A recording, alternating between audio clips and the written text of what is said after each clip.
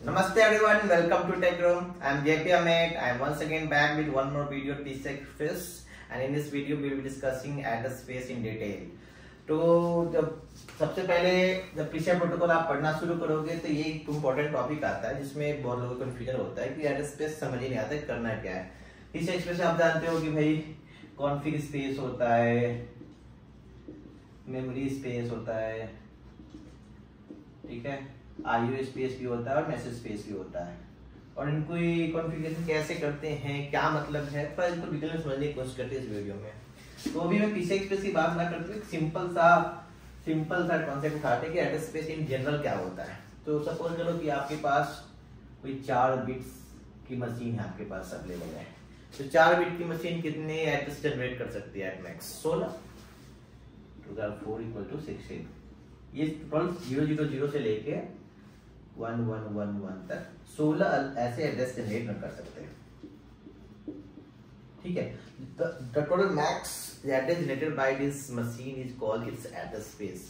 अब ये 16 जो एड्रेसेज हैं अलग अलग मेमोरी से मैप हो सकता है, अलग अलग मेमोरी से कनेक्ट हो सकते हैं। मान लो कि अपने पास एक एड्रेस एक बाइट को रिप्रेजेंट करता है, एक एड्रेस आप मान लो एक बाइट से कनेक्ट कर रहा है, मैप कर रहा है, तो हम 16 एड्रेस से 16 बाइट्स को रिप्रेजेंट कर सकते हैं। तो इसी को हम एड्रेस स्पेस कहते हैं और इसमें एड्रेस स्पेस में अलग अलग नाम दिया जाता है।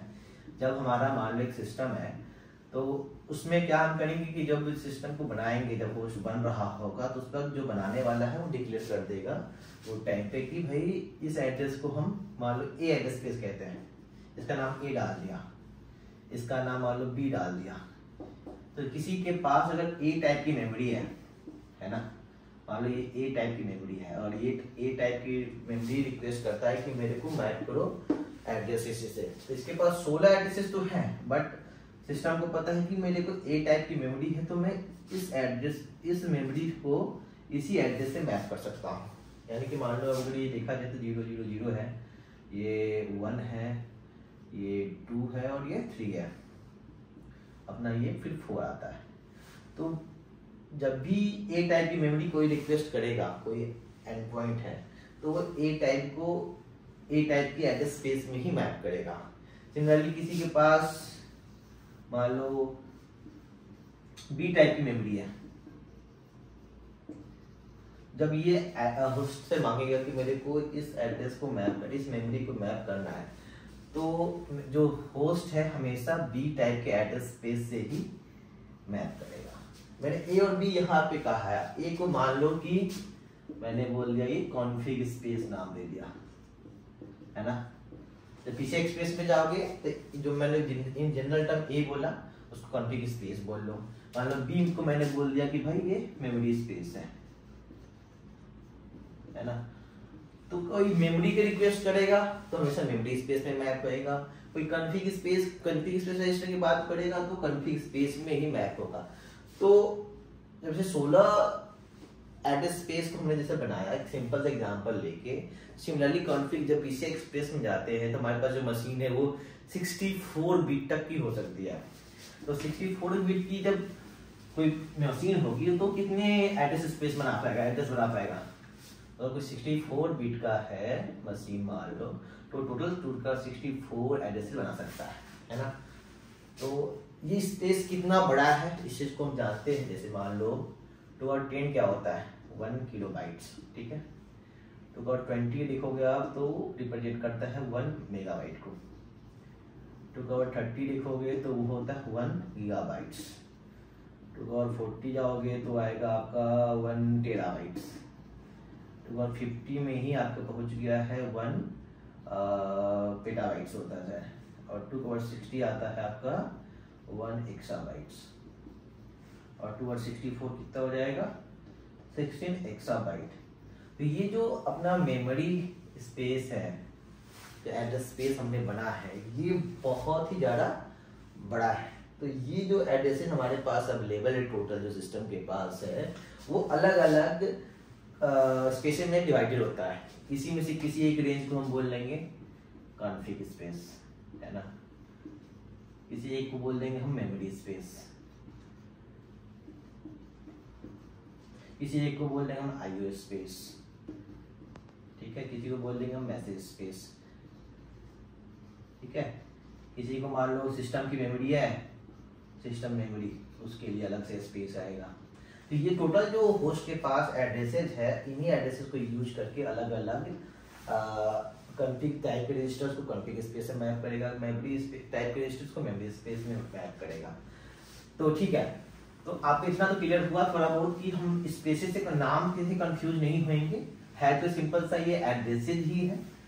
बस इनको जब बनाया है, जिस बंदे ने बनाया था हार्डवेयर, उसने बनाते वक्त ही अलग अलग नेमिंग कर दी है कि भाई कल को किसी ने अगर कॉन्फ़िग स्पेस रजिस्टर मैप करने के लिए बोला तो मैं कॉन्फ़िग स्पेस में ही मैप करूंगा। ये कॉन्फ़िग स्पेस कहीं भी हो सकता है, मान लीजिए इसको मैंने बोल दिया कॉन्फ़िग स्पेस, ठीक है। ये 0 से स्टार्ट होके 264-1 एड्रेस तक जाएगा, ठीक है। मान लो जिसे बनाया था उसने अपर रेंज को बोल दिया, ये वाले रेंज को बोल दिया कि ये मेमोरी स्पेस है, ठीक है।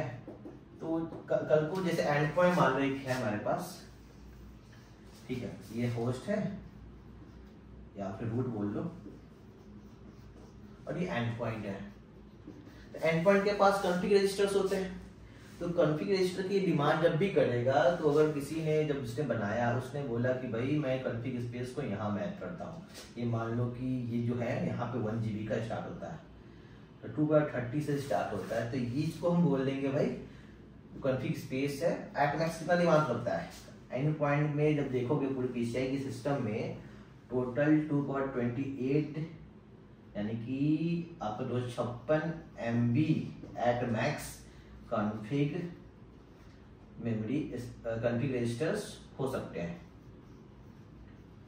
पूरे सिस्टम में, पूरे PCI सिस्टम में। तो 2/28 यानी 256 MB की ही रिक्वायरमेंट है। 256 MB बहुत ही छोटा मेमोरी है विद रेस्पेक्ट टू अपने पास 2/64-1 एड्रेस स्पेस के मुकाबले। सो ये कॉन्फ़िग स्पेस कहीं भी मैप हो सकता है। मान लो इसको बोलेंगे यहाँ से स्टार्ट होगा, तो इस 2/30 को आप बोलेंगे बेस एड्रेस है, और इस बेस एड्रेस के बाद ऐड कर लो इस वाले में 256 MB, ये जहां तक जाएगा उस अपर मेमोरी को, upper memory to this lower memory आपका कॉन्फ़िग स्पेस कहलाएगा, ठीक है। सिमिलरली अपने पास अलग अलग बार्स होते हैं, 6 बार होता है एंड पॉइंट के पास, तो हर बार अलग अलग टाइप की मेमोरी की रिक्वायरमेंट करता है। मेमोरी टाइप हो सकता है या IO स्पेस की रिक्वायरमेंट कर सकता है। तो मान लो इसने मेमोरी मांगा है, मेमोरी स्पेस मांगा है, तो मेमोरी स्पेस मान लो ये है, तो इसी वाले में ही इसको मैप करेगा होस्ट, और पार्टिकुलर बेस एड्रेस मान लो कि 2 GB की रिक्वायरमेंट की है, और ये बेस तुम्हारा 2/40 से स्टार्ट हो रहा है, तो यहाँ से लेकर 2 GB जहां तक जाएगा वो रेंज इस वाले बार को, इस वाले पॉइंट को मैप कर देगा सिस्टम। तो कुछ भी कंफ्यूजन नहीं है, सिंपल सा एड्रेसेज है, उसके मैंने अलग अलग नाम कर दिए। आज मैं कॉन्फ़िग स्पेस बोल रहा हूँ, किसी का मन होता है तो कुछ और नाम लगा देता, ए स्पेस बोल देता, B space, C space, D space बोल देता।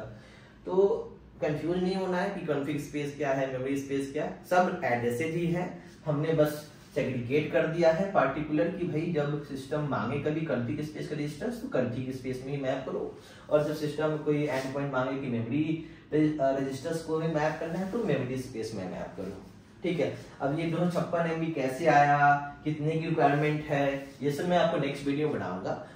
ये अभी क्लियर होना चाहिए कि इस वीडियो में सिर्फ ये क्लियर करना चाह रहा हूँ कि एड्रेस स्पेस को देख के घबराने की जरूरत नहीं है।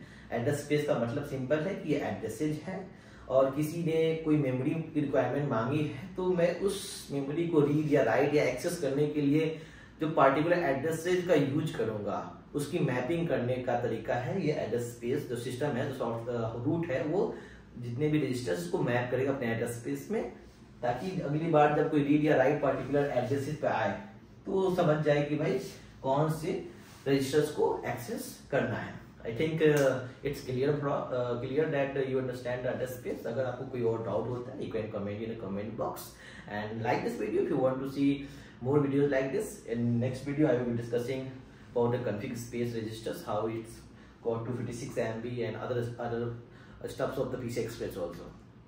So that's all for this video. Thank you. Bye bye.